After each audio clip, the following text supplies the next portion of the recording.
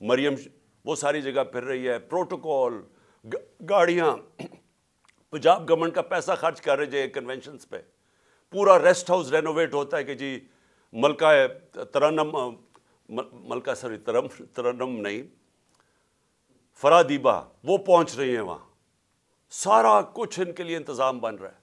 और वो वहाँ जाके फिर जो वो जिस तरह की तकरीरें की जा रही हैं, मैं ये सवाल पूछता हूँ कि क्या जब केस सब जुडिस हो, सुप्रीम कोर्ट में केस हो, क्या सुप्रीम कोर्ट के जजेस के ख़िलाफ़ इस तरह की ज़बान इस्तेमाल करने की किसी को इजाज़त है?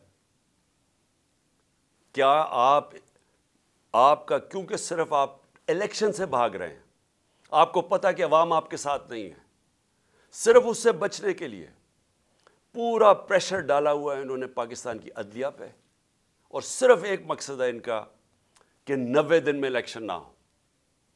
मेरा सवाल ये है कि आर्टिकल 224 पाकिस्तान के आइन का, उसमें कोई गुंजाइश है कि जब असेंबलीज डिसॉल्व होती हैं तो उसके 90 दिन के बाद इलेक्शन होना चाहिए?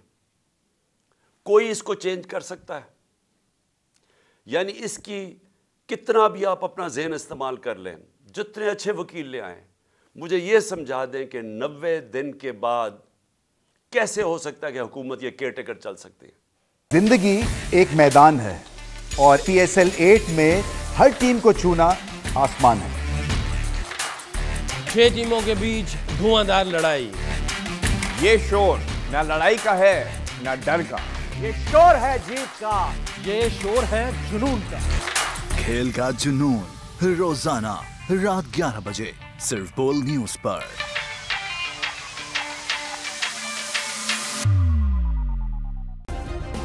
सब्सक्राइब करें और बेल दबाएं ताकि कोई खबर रह न जाए।